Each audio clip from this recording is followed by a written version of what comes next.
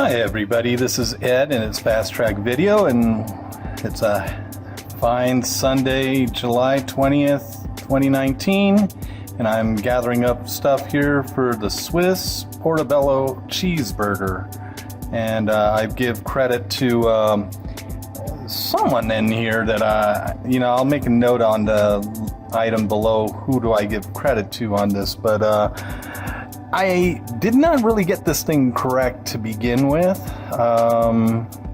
Actually not to begin with, but somewhere in the middle when I was grilling, I accidentally put both the cheese and the butter together in the ground meat. Still, it came out really good, but it's not exactly the way this guy had presented it, and it won't be the same way it will be with me either. So the meat involved with this is I have right now short ribs, beef short ribs, and I'm cutting the bone off the short rib because the grinder will not support the bone, and I don't really want to end up grinding bone into this thing anyways. So it's just the meat, and moving forward, we also have tri-tip.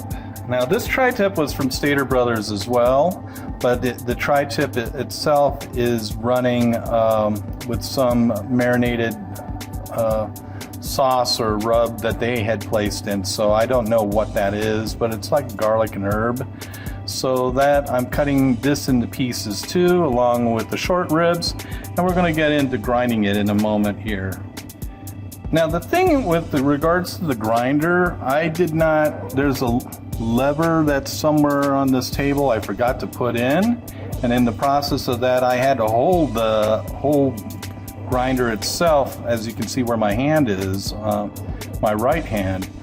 I'm now testing it out, see that it's working, but this is not the way it should function. I should have a lever to tighten that area so I don't have to worry about holding on to it. So I didn't really do this correctly, but yet nevertheless it did grind. It's just that I didn't properly know what I was doing with the grinder until after the fact. When I cleaned up everything and I was trying to put it back together, I noticed that there was a handle that I needed to address this thing. So as you can see, I'm grinding all the meat, the tri-tip and the short ribs. And I'll tell you, I've never done this on my own ever before. I think the last time I ever saw a grinder at a house was way back in the days when I was a little kid. There used to be a grinder at home where I originally grew up. But in this case now, this is completely new, and I'm running out of space on my bowl. So I will have to transfer this into a tray. But I also want to draw the attention that I ended up, once I got everything working, I ended up putting butter and cheese together mixed in and making hamburger patties, when all I needed to do is put butter in it. I made a big boo-boo. So it's something I'll learn for next time.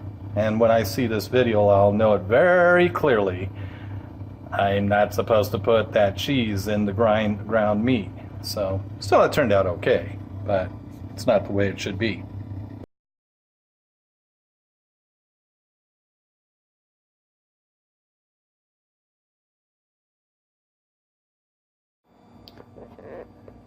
So once I end up getting this grinding done, I started to make hamburger patties out of everything and get it ready to go out to the grill, where I would start to grill this wonderful ground meat that was so well made.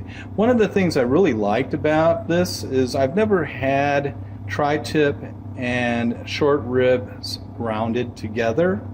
So it did add a different flavor that I've never had before in terms of ground meat. So something to be said about mixing things around, but I'm picking up this from this one guy that basically made this, and it was such a tremendous success for him in the mid-90s. So I decided I want to try this out too, and that's just what I pretty much did. So I'm going to move on here. All right, here we go. I hear something sizzling in here. And I have to tell everybody, in all honesty, I made a boo-boo.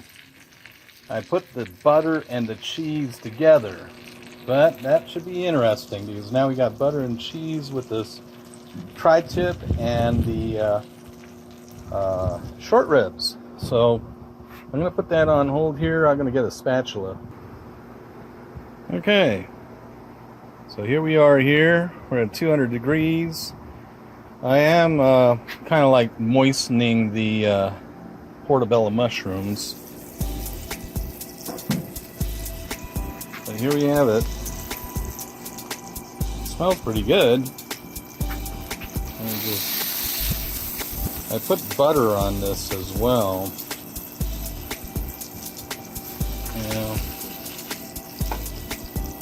I have a funny feeling things are just going to break up here. So what I'm going to do first and foremost right now is just let it cook for right now. Alright, here we are again, folks. And we're getting up closer to 300 degrees. Well, we're at 260. So we're going to open this up here and see what we got. Oh yeah. It's looking pretty good.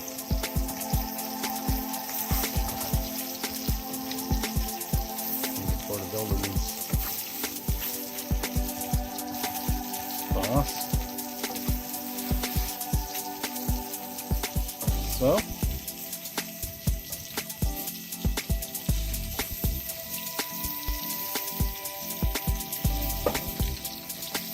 grab some of these here. Turn them over. Down here. And here. I'm going to eat that one there.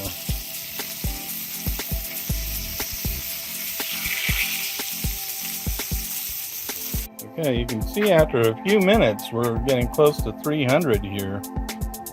That's not a good sign because we don't want to burn these things. So I got a metal spatula out now.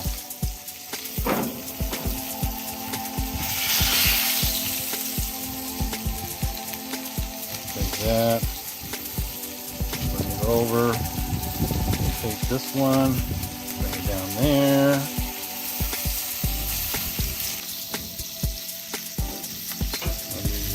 Ooh, that is hot.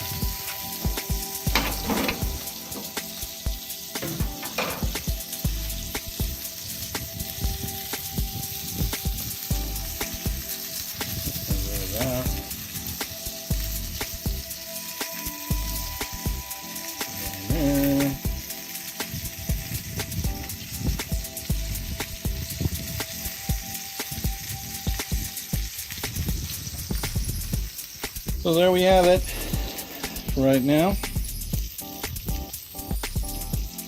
Close this up again. And we'll come back to it in a bit. Well, there it is. Grilled Swiss mushroom portobello cheeseburger. Whoa! The portobello is falling around here. I didn't do such a hot job on the first round on this thing here.